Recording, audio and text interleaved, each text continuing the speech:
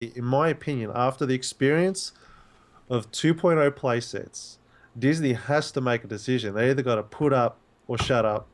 Either cancel the playsets and focus entirely on the toy box and change up that model, or they have to double down and make sure those playsets are really high end. Because in my opinion, I like if I was a game developer, I would be licking my lips if Disney came to me and said, "Here's the biggest Marvel franchise coming out this year, or here's the script to the new Star Wars coming out, right?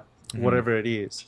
And if I said to you, I only need you to produce a 5 to 6 hour um, game experience, and you're going to be one of three playsets that are going to launch with the starter set, you'd be licking your lips. It's Yeah. like I don't know if there's the industry uses a term what's called a vertical slice when game developers are pitching a game to a distributor or whatever, they make a vertical slice, which is basically just like a demo of the Hmm. coolest part that gets the concept across.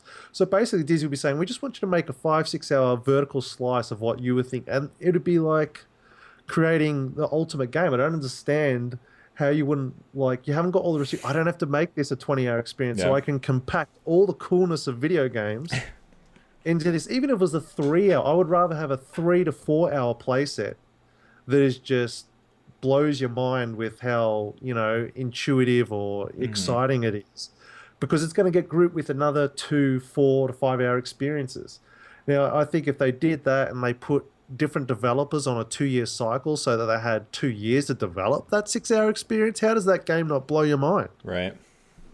I think they need to make a move like that, or they need to maybe just change the balance. They put more emphasis on the toy box, or at least try and level it out. I don't know.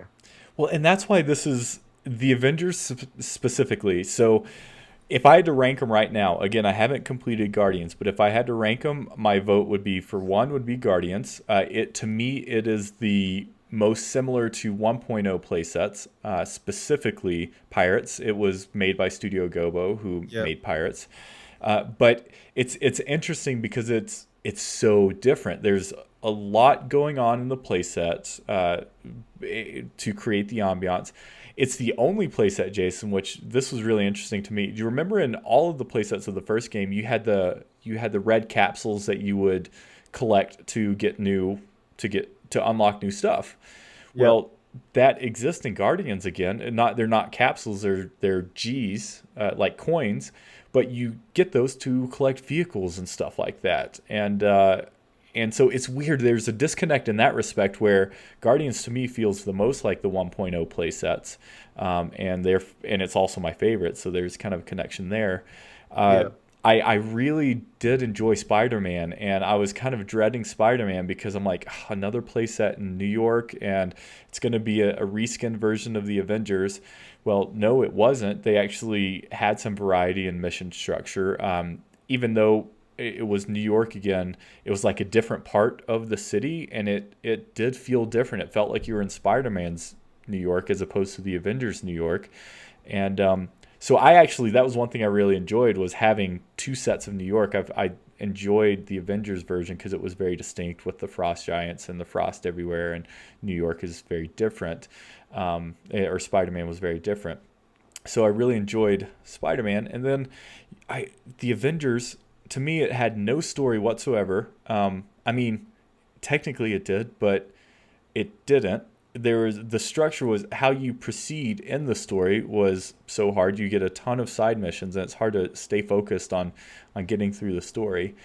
And the gameplay was just repetitive. And the thing that was most frustrating about this piece of that, Jason, it's the story and the gameplay, were they our first pitch in April when they announced Disney Infinity 2.0, they had a recorded message of Nick Fury, Samuel L. Jackson introduce the show. They had Agent Coulson come out on stage. They had Clark Gregg come out on stage. They brought out the heads of Marvel, Michael Bendis, who supposedly penned a lot of these stories. If that, Must have taken him minutes. yeah, yeah. Here's the story of the Avengers. There's frost giants, and go take care of them. Destroy ice. Yeah, Yeah, masterful.